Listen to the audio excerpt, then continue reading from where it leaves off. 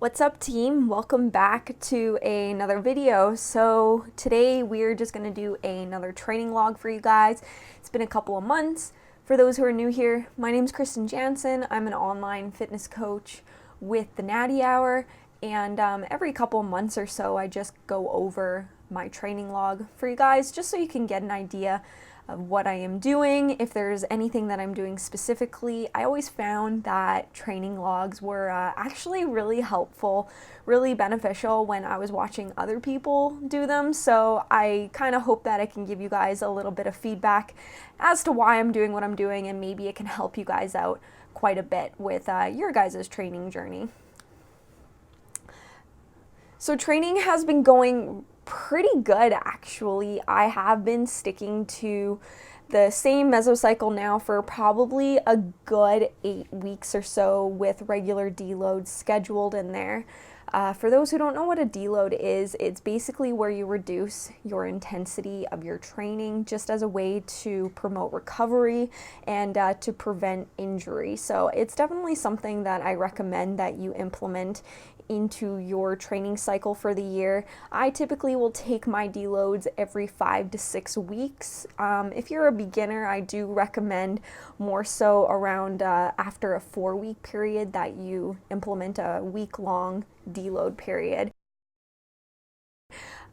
These right here are lateral plate raises. Sorry for the angle there. I have to remember to film horizontally because I'm just filming on my phone when I'm filming these exercises for you guys.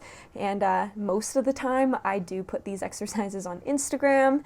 Make sure you guys follow me there, krystenjanzen. I do post most of my daily workouts there for you guys. But so with the plate raises, sorry I don't have a longer clip, but I'll keep talking about them. The reason why I like to use the plates is just because it lengthens the resistance arm, so it helps create much more tension. So it makes it much more challenging versus just using dumbbells, because the resistance is at a further point than the joint axis where you're holding the dumbbells. Whereas if you're holding the plates, as you can tell, because they're a lot longer, you have a longer arm. So it does make it much more challenging, and I find that I just can get a better contraction. I can feel the tension on my medial delts much more with this variation. So that's kind of the rationale as to why I am doing that.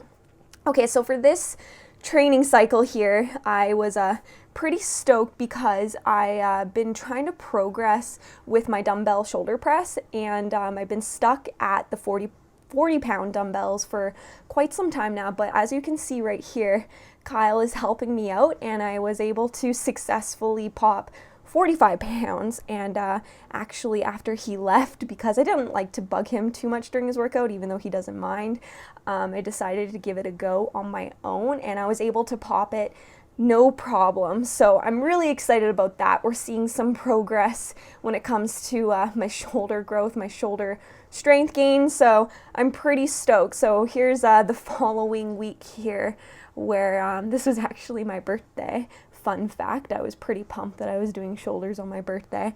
But again, we have 45 pounds right there.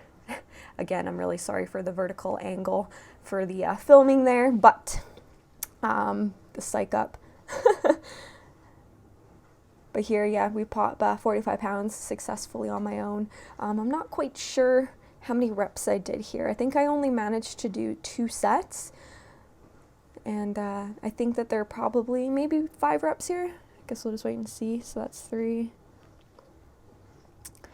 4, and I think 1 more. So the biggest thing when you are doing this, and I recommend this to all my clients, and it's something that we don't think about, even though we are seated, we still want to use a significant amount of leg drive. So my glutes, my quads, my hamstrings are all contracted during that movement as an attempt for me to just increase my power output. So it's really important to make sure that you're still using a good amount of leg drive when you're doing seated dumbbell press, and it really helps with just increasing your strength and it makes things much more stable. You feel much more strong that way.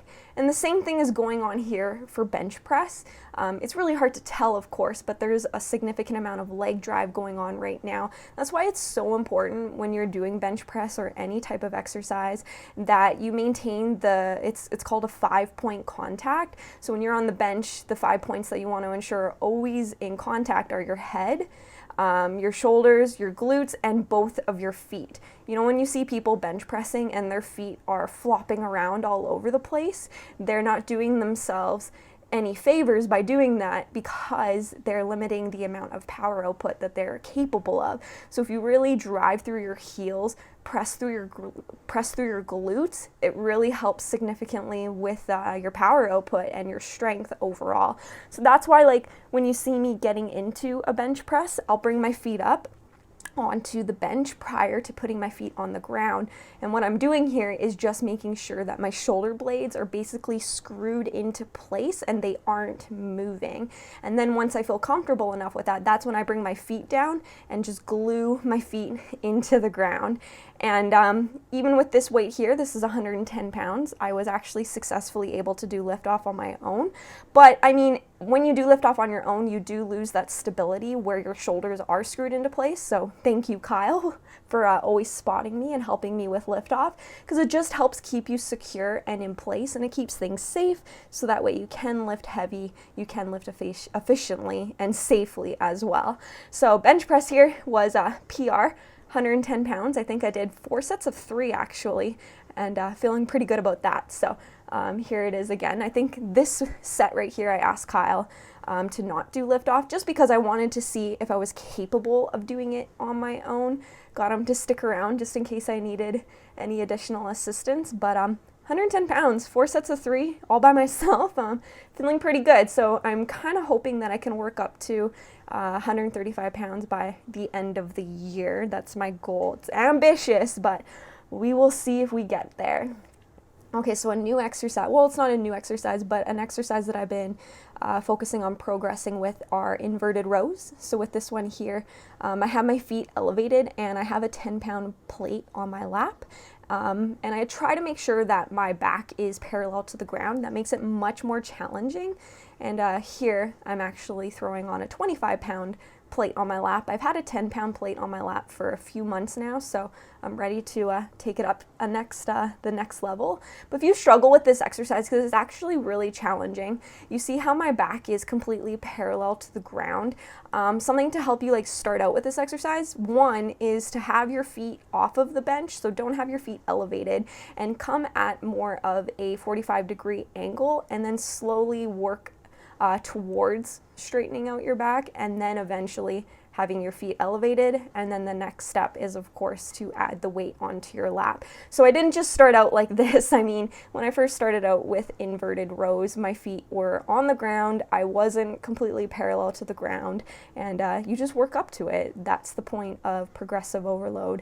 You don't just get to the point where you want to be. You have to work up to it, and it takes time. All right, so moving on to some glute ham raises. This exercise used to be a killer for me.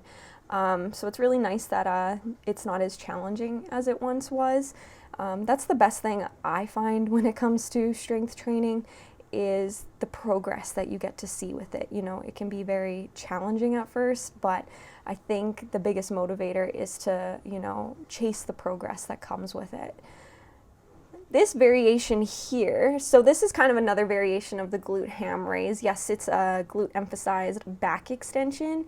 I like doing it on the Smith machine versus the actual back extension machine. I just find that I can get a better height for where my hip placement is on the Smith machine versus the actual machine. So as you can see, I do have a yoga mat wrapped around the bar, and you can't see it from here, but there are 2 plates behind my heels, so that way I don't fall forward when I'm bending down. Otherwise my feet would slip out from behind me. So I do have 2 25-pound plates on the ground, and like I said, they are behind my heels. So I really like this angle. I really like switching up the angles when it comes to doing back extension variations. So it's just a great way to just target your hamstrings in a different way. So I get a good contraction from that. So we're still progressing here with B stance Romanian deadlifts. I do find that holding on to something and having one dumbbell in my hand is just the best way for me to kind of focus on the contraction. I do want to start progressing with this exercise to the point where I'm holding 2 dumbbells in my hand and I don't have to hold on to the bench. But for right now, I like this unilateral exercise just because my balance isn't the greatest and it's something that I am working towards. So when your balance isn't the greatest and you are recovering from an injury, implementing unilateral exercises such as the B stance Romanian deadlifts are a really good way to kind of help create those bilateral symmetries. So that's kind of why I'm working on this right now.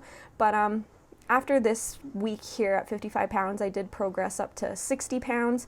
So I mean, it is starting to get pretty heavy, which is great. I don't know how much heavier I want to lift at this right now without it putting too much pressure on my lower back, just because I do find that hip hinging for certain things are irritating my back. For some reason though, dumbbell Romanian deadlifts are okay. It's the actual barbell Romanian deadlifts that can kind of irritate my back. I have no idea why, but that's just something that I've kind of noticed. But now that the weight is getting up there at 60 pounds here, I do want to maybe take a step back, go back down to maybe 50 pounds and hold 2 50-pound dumbbells in my hand, but do the B stance Romanian deadlifts with the 2 dumbbells. So we'll kind of see how that goes. I'll keep you guys posted on how I make out with that. And then I think just the rest of the exercises here, I'm just going to kind of skip ahead a little bit here. So I'll fast forward this for you guys, but very quickly we have B stance, our B stance dumbbell hip thrusts, leg extensions. Okay, so moving on here down to barbell hip thrusts. These are still feeling pretty good. I've been finding that the gym is pretty busy and I haven't been able to find the aerobic steppers. So the first couple of weeks I was able to set up with the barbell, but eventually I did find it a little bit easier and more convenient to just use the Smith machine. It's just a quicker and easier setup. I find that I can still get the same contraction, I can still get the same range of motion, so I might just stick to the Smith machine for now, just for time sensitivity purposes, and just because the gym's been so busy that setting up for the actual barbell hip thrusts can be kind of a pain in the butt. Alright, so let's quickly talk about squats.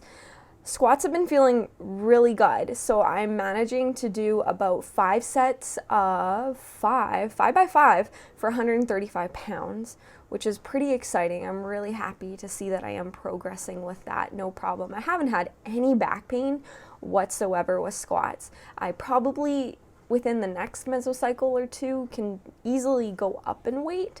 I'm definitely a little bit scared too, though, just because squats were the exercise that, caused my injury last year. So even though I don't experience any back pain with it, I'm still relatively cautious with this exercise. So I'm just going to try to continue to take it slow, listen to my body, and recognize that, it just takes time, but hey, we're still making progress. It might be a little bit slower than what I would like, but that's the biggest thing when we are chasing progress is, progress is progress, whether we want it quicker or not. At the end of the day, we have to recognize that when we are making progress, it's better than nothing. So even though I would like to be squatting much more than 135 pounds for 5 by 5s, I will take it. It's pain-free at this point, and that's a huge win. So I will take it. And for deadlifts, so like I said earlier, Romanian deadlifts with the barbell are kind of bugging my back just a little bit, and I'm sorry I don't actually have any footage for it here, so I'm just going to finish off talking with a little bit of accessory work that I have here. But the reason I don't have footage is because I recorded it at a vertical angle. But something that I have found to be helpful, and one of my colleagues and friends actually gave me this suggestion, was to elevate my toes when I was doing barbell Romanian deadlifts. So I've been doing that the last couple of weeks, and I have found it to be very helpful. It takes the pressure off my lower back, and the reason for that is because it allows me to gain muscle contraction much quicker without my back having to be completely parallel to the ground. So there's not as much pressure on my lower back because my feet are elevated. So I'm gonna continue to progress with that variation for now, and hopefully I'll be able to make some hamstring gains very, very soon, because that's easily my weakest muscle group that unfortunately, as a bikini competitor, it needs to be one of your strongest. So hamstrings and quads, those are still going to be my #1 focus for this next year. And then that leads me into, I might be competing in 2021. I'm not too sure yet. I think a lot of people think that I probably could. I have put on a good amount of size this last year with just focusing strictly on bodybuilding and not a powerlifting split, but I have pretty high expectations for myself. I would still like to see some significant changes, especially in my lower body. My quads, hamstrings, and calves are a major focus right now.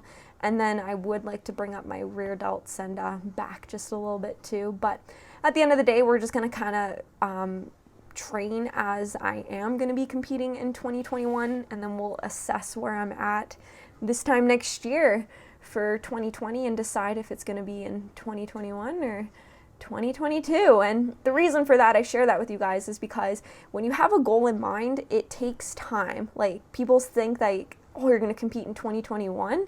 That's so long away. Like, how are you going to do that? And at the end of the day, when you want something bad enough, when you have a goal in mind, whatever that goal may be for you, it doesn't matter how long it will take, because at the end of the day, time is going to pass anyways, and having something to work towards, it makes it worth it regardless of the amount of time that it's going to take to get there. So we will see. Anyways, I will stop rambling. Thank you all so much for watching this month's training vlog video. Hope you guys found it helpful. If you have any questions with anything I discussed, any of the exercises that you've seen here but I didn't end up talking about, just let me know. And then quickly too, before I sign out, I just wanted to let you guys know that we do have our New Year's Fitness Challenge registrations open right now. So we are taking applications. The challenge does begin on January 6th, and registrations are open. And actually what's really crazy is spots are already filled up. So this is probably going to be the only time you hear me mention it. I'm not going to be advertising it too much, just because spots are actually almost full. So if you guys are interested, make sure you guys head over to our website, thenattyhour.com/apply, and you can apply for our challenge. And feel free to send me an email if you have any questions, Krysten@thenattyhour.com. All right, thank you guys so much for listening. Make sure you like, comment, and subscribe to my channel. We'll chat soon.